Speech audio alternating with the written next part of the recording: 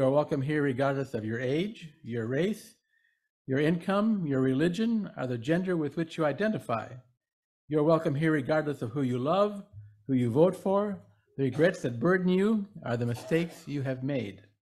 In this safe place, we support each other in the sacred task of becoming, celebrate the transcending mystery of life, and rely on the transforming power of love. Here, we revere the words of the great teachers, such as Jesus, the Buddha, and Confucius. It is, however, the task of every UU to be their own Buddha or their own Jesus. It is a cornerstone of our religion that each of us is the author of their own life experience, and through the practice of compassionate mind, we can heal our bodies, our minds, our spirits, and our planet. It is our work as a community to walk with each other along the spiritual pathways that lead towards happiness, compassion, and life fully lived. And while we are a safe harbor where there is solace and healing, we are also a launching pad from which we are propelled into the tumult of life to live courageously, justly, and lovingly. In this sacred place, we create the structures that lift up the downtrodden, set the captives free, and heal the brokenhearted. Here we have learned that to be fully human is to be fully divine, and that with a little help from our friends, we can each tell our own unique story. So, good morning again, friend. It's good to see you all here today. You notice we opened with a Christmas song. I think we're going to have Christmas songs and hymns all the way through today, because today is dedicated to story. And that, of course, is one of the most told stories in the world for the last couple thousand years. So we'll be singing that, and I'll be maybe talking a little bit about it myself in the sermon. Beth, would you like to come and welcome our Zoomers? Joining us today, we have Charlene, Holly, and Ishmael, Vicky, and then all in one group together, we have Jim, Lisa, and Susie and Glenn. Welcome. Good to see you all. I should note that Jim and Lisa and Susie and Glenn are coming to us from Florida today. So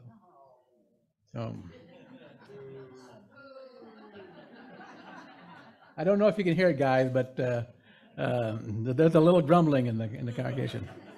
So. Okay, and today is World AIDS Day. So Brett, would you come forward and tell us a little bit about today?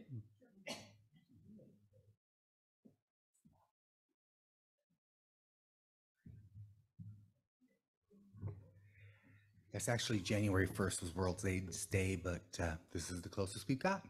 So anyway, anyone who doesn't know me, my name is Brett Maccani. I'm the Director of Religious Education and Spiritual Development here. And World AIDS Day, the first one was in 1988. Initially, it was a lot different than what we have right now. We have reason to rejoice now. Things have changed, although we do a lot of memory of those who have passed. I know personally I have lost several people, some very important people in my life to this disease. But now we have prevention. We have a pill that can be taken daily to prevent AIDS. Also, injection that can be done every month if you don't want to do that. We also have the ability to take that pill just when we need it. And then the biggest thing to rejoice about, at least for me, well, a lot of people, is there is a pill right now, down to one pill rather than the cocktail of pills that can get people to be undetectable, positive but undetectable, which means they cannot spread the disease. I personally rejoice in that because this pill keeps my future husband alive and well on a daily basis, and just happy to have things to rejoice about now. I hope the next time I get up and talk about this, which probably isn't going to happen by next year, is that we can say it's cured, but that day will come, I'm hoping. Also want to thank everyone who attended the event on Thursday night at the Livery, the CARES World AIDS Day event. We had a nice showing there, which was really great. Lisa and Jim were there. We also had myself, Clark, and Nancy, as well as Bob and Peter. Bob is Peter's husband. Finally got to meet him. We were glad to do that. And I want to thank Bob and Peter for their generosity there. And once again, if you have any questions or anything about World AIDS Day, just talk to me about it. One other thing when I'm up here, which I'd probably be doing in announcements, not World AIDS Day, I'm going to be helping with this service next week. We're going to be talking about creation myths. Anyone who has the burning desire to talk for 5 or 7 minutes about a cool creation myth. I know Clark is already going to be doing the Christian creation myth. I'm going to be doing Mayan. The children's story will involve Egyptian, but any other creation myth you want to do, come to me. I've got a couple more spots. Otherwise, I'll be calling you.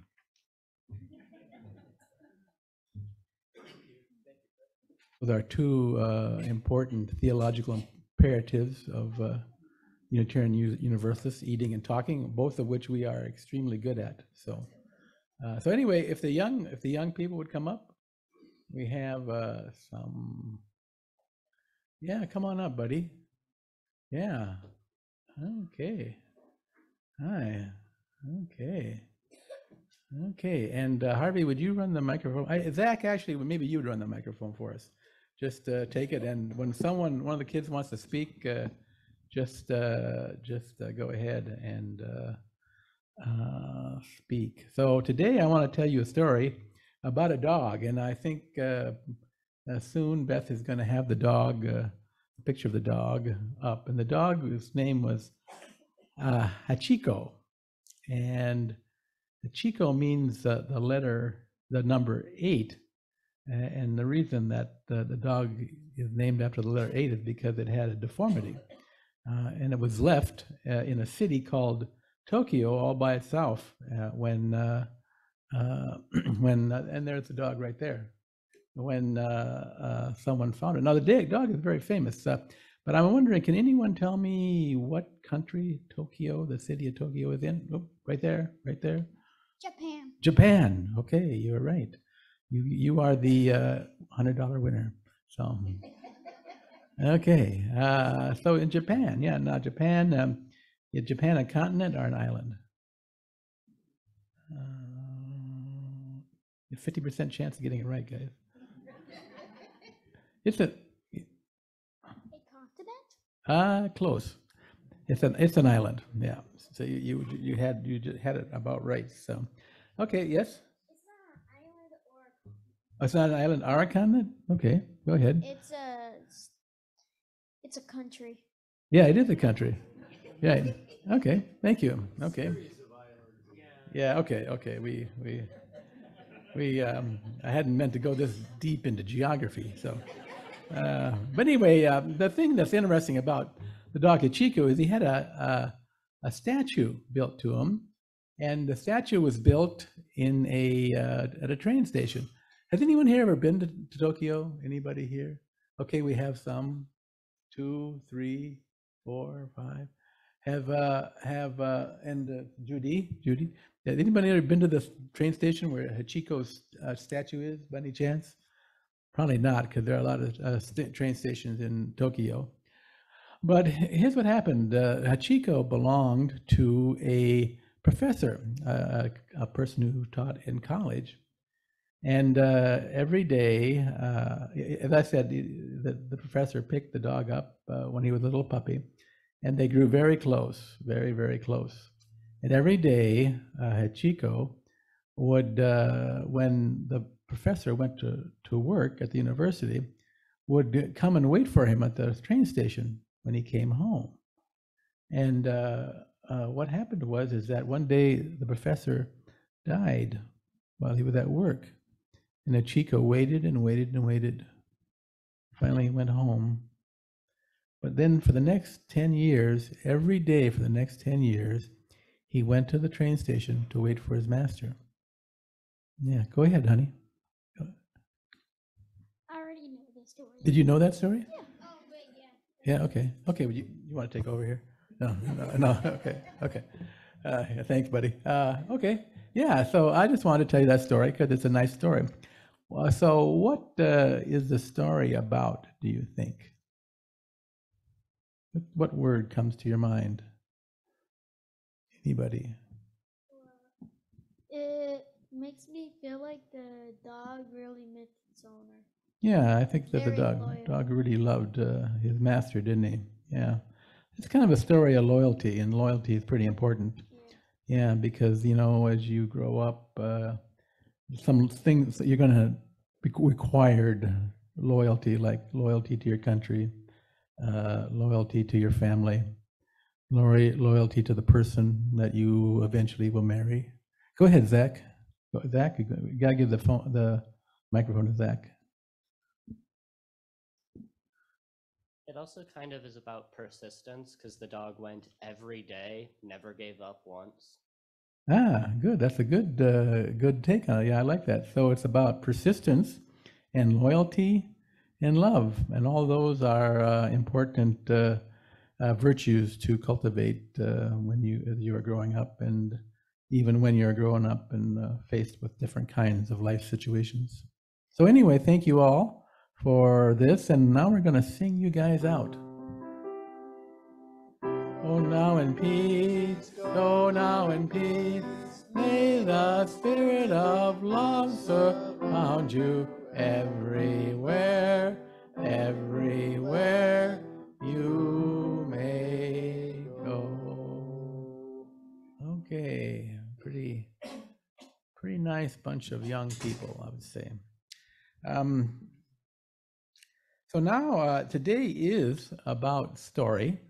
And, and so we're going to hear some folks tell us stories that are important to them.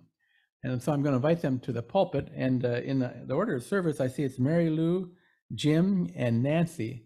So let's just take them in that order. Mary Lou, would you come forward and tell your story?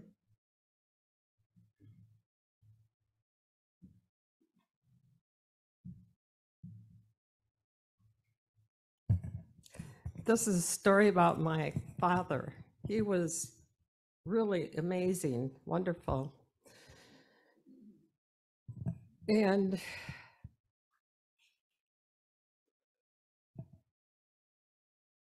we were going to have a big party on their 40th wedding anniversary. And the night before we were going to have before the anniversary, my mother called me and told me that my father had just died the day before their wedding anniversary. I said, that can't be possible. I mean, I was in denial for a while. So I really never got over it. And it was the first time I became depressed, and it was the first time I ever had to go to a psychiatrist. So that's my little story.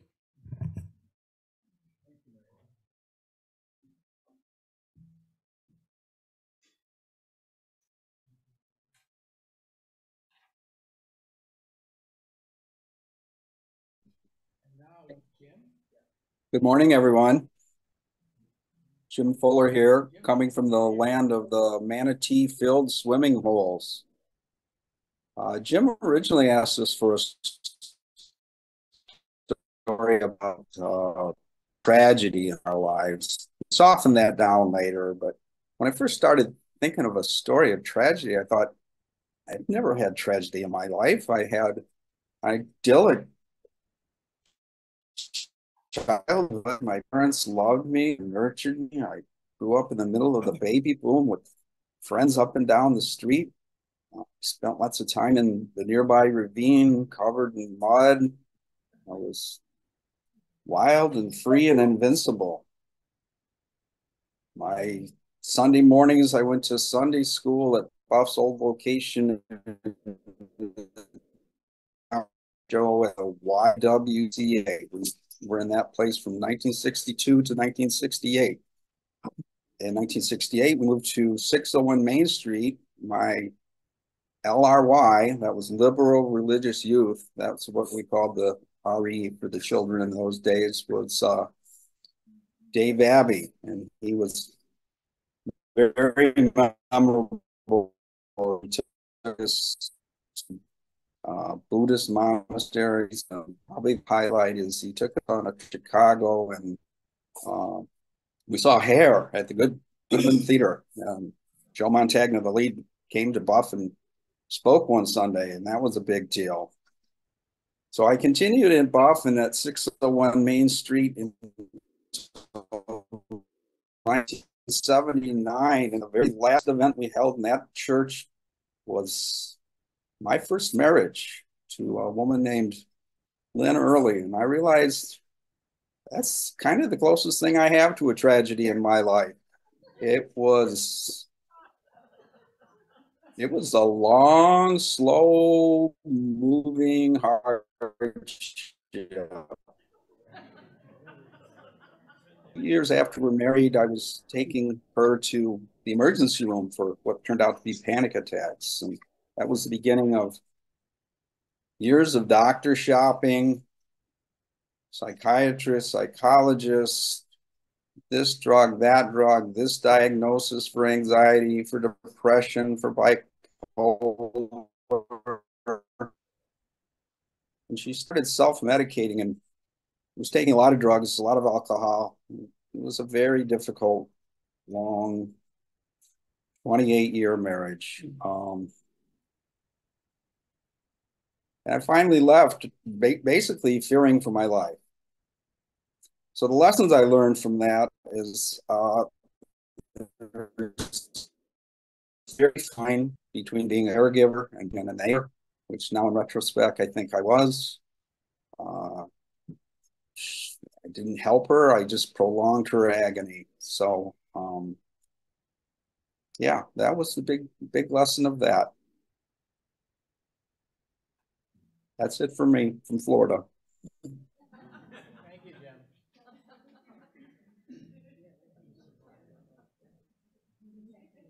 Oh, come on.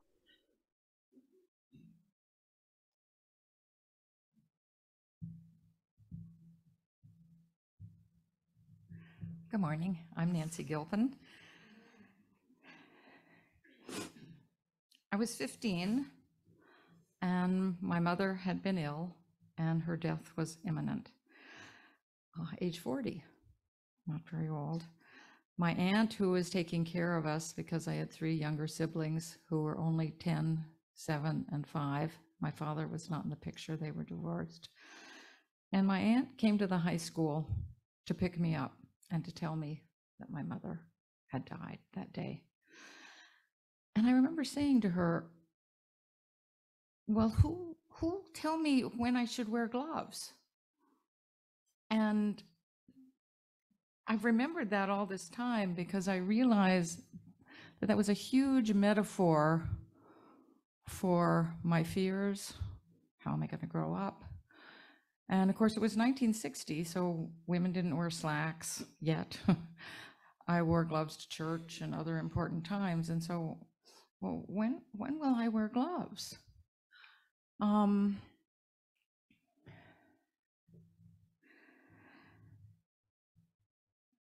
I'm going to share a song with you that means a lot to me.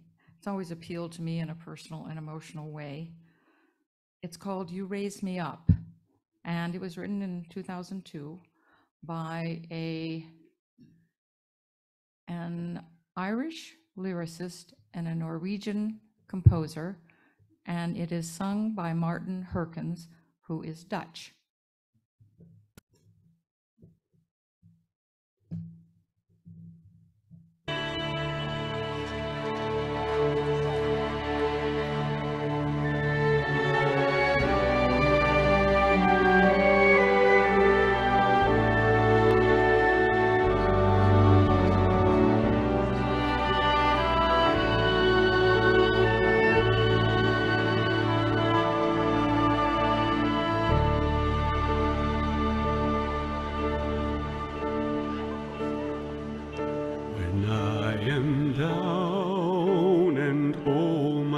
soul so weary, when troubles come and my heart burning deep, then I am still and wait here in the silence until you come and sit a while with me. You raise me up so I can stand on mountains.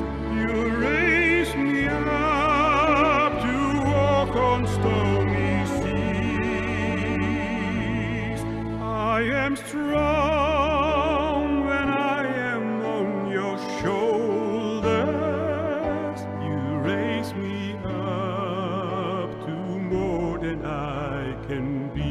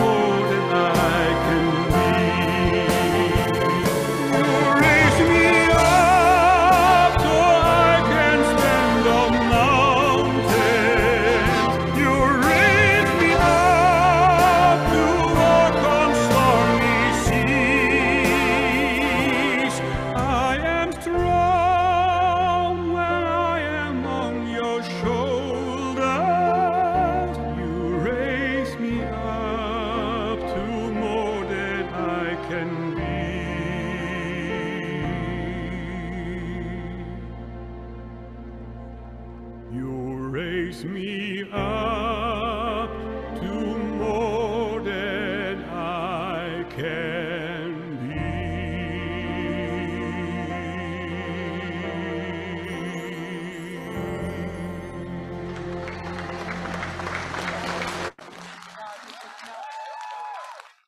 Still gets to me. Clark and I got married in 1968, and since he was the oldest of 3 sons, and I was the new girl in the family, I got lots of attention.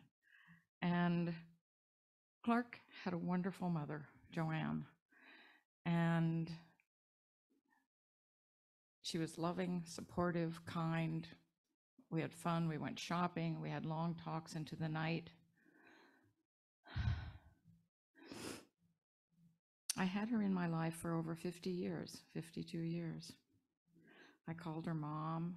I learned a lot from her.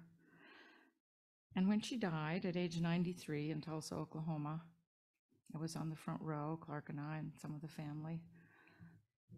And in the choir, a man stood up, a large man.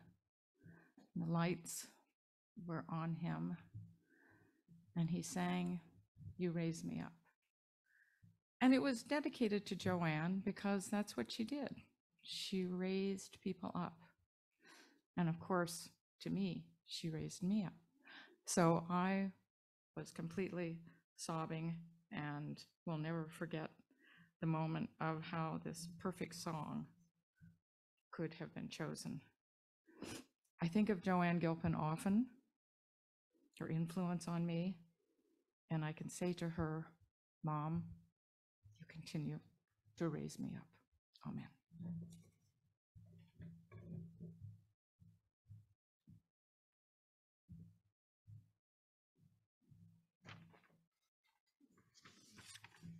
Oh, well, Mary Lou and Jim and Nancy, thank you for those very, very beautiful stories today. Thinking about Jim Fuller's story, I've been married for 52 years, and I still do fear for my life sometimes.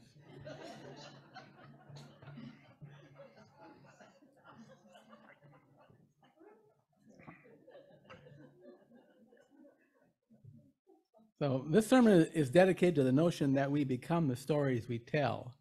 Today I'm going to tell some stories. By way of footnote, a while back, Janice Surface gave me a wonderful book titled The Nutmeg's Curse. One of the themes of that book is how the mechanistic, materialist, capitalist formulations that have become the canon of the West currently reduce life, including human life, to little more than inert matter to be exploited.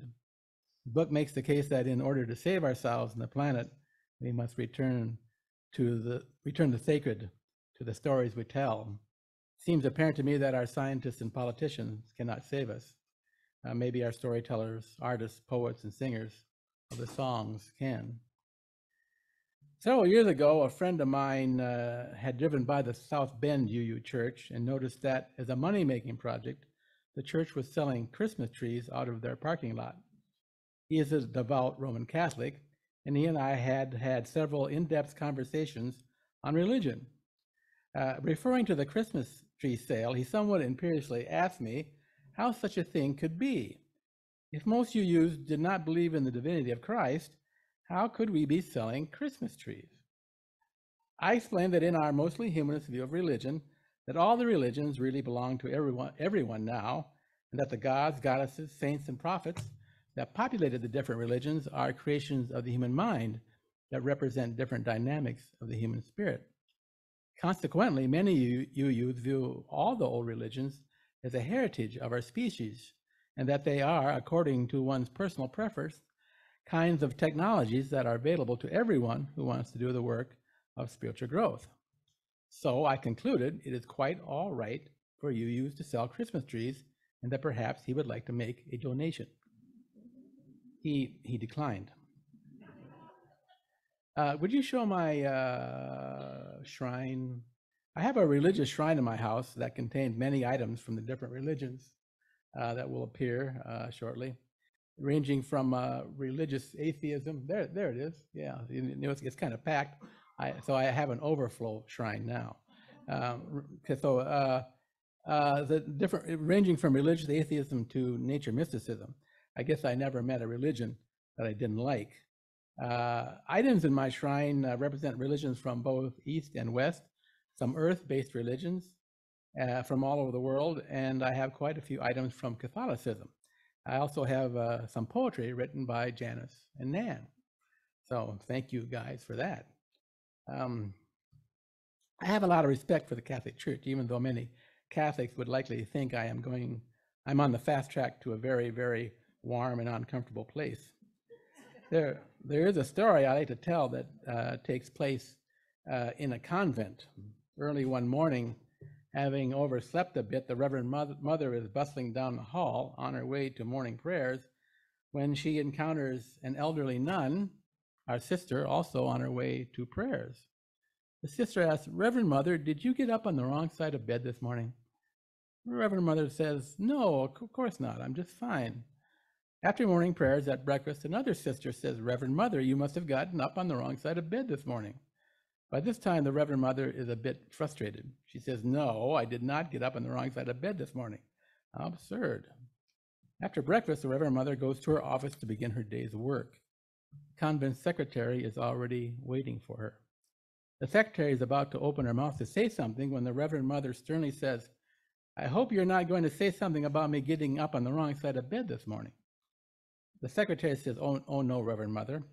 I was just going to ask you why you are wearing the bishop's shoes."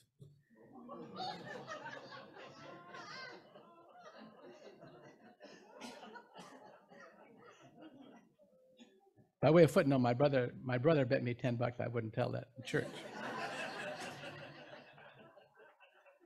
So when Catholicism, along with the other old religions, became the common property of our species, we got their jokes too. My grandkids often take over the computers when they come to our house. Recently, I saw that there was an unusual search on my computer. It was for the world's most beautiful girl. I was pretty sure that my wife didn't make that search, and I know I didn't. A few days later, I mentioned to my grandson that I was aware of a search. It was classic deer in the headlights. I told him that at his age, many people began thinking in romantic terms about others, and that some suffering would be involved. End of conversation. So I fell in love for the first time in the 7th grade at age 13. I was in love with the school principal's daughter, Connie. Connie was 14 kinds of cute, and she liked me too. This was in the early 60s, so Connie often wore miniskirts that were so short, I cursed the gods. I could say I was struck by Cupid's arrow, but that does not do my suffering justice. It was more like Cupid wielded an axe which cut me into 1,000 tiny tormented pieces of desire. Now, it just so happened that in my season of suffering, Mrs. Wohl, the 7th grade English teacher, assigned the book, The Tale of Two Cities. How many here have read the book? Okay. How many here know the first line of the book? Quite a few. Best time, worst time. Okay. How many have read it in the last 50 years? Oh, some of you have. Okay. I haven't, so. Okay. I was pretty much not interested in the novel, which is set during the French Revolution in Paris and London. One character that I was interested in was Sidney Carton. Sidney was pretty much a waste as a human being. He was wealthy, foppish, and weak, and he, like I, was in love. He loved the beautiful and gracious Lucy Monet. Sidney's love for Lucy and her compassion for him had a profoundly transforming effect on Sidney, who in time became a much better person. Lucy is married to a friend of Sidney's, Charles Darnay, so Sidney's love for Lucy can never be consummated. Now let's go to the part of the novel that caught my attention. Charles, Lucy's husband, is imprisoned in the Bastille and scheduled to be guillotined. If Charles is executed, there is a chance that Sidney could have Lucy. He could step in for her dead husband. Now, it just so happens that Sidney and Charles Darnay look very much alike. In the dark of night, mere hours before the guillotine blade is about to fall, Sidney goes to the Bastille with compatriots. There he swaps himself for Darnay. Sidney drugs Darnay, who is too honorable a man to willingly make the swap. Sidney's compatriots then return Charles to Lucy, and Sidney counts the hours down to his own execution. The final words of the novel are spoken by Sidney as he is being transported to the site of his beheading. It is a far, far better thing that I do than I have ever done. It is a far, far better rest that I go to than I've ever known. It was pretty easy for even my 13-year-old self to admit that compared to Sidney Carton's transcendent love for Lucy, my love for Connie was a pretty shabby thing. Though in my defense for a 13-year-old boy, miniskirts are a significant impediment to transcendence. At the end of the school year, Connie moved with her family to a town in Minnesota where her father became a superintendent of a school system. In the months following Connie's move, my pain level gradually tapered off to more manageable levels, roughly equivalent to having my leg amputated with a broken beer bottle.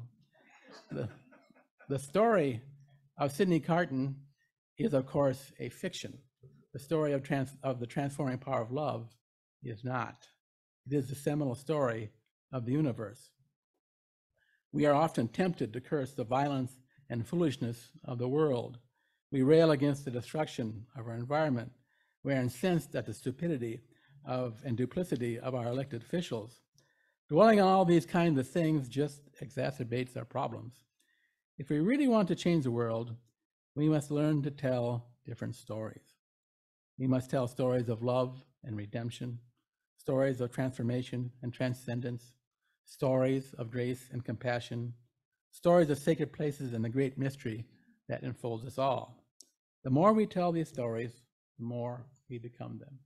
Let's take a moment now to put our feet flat on the floor if you're able, and just take a deep breath and close your eyes and just enter into a moment of silent meditation.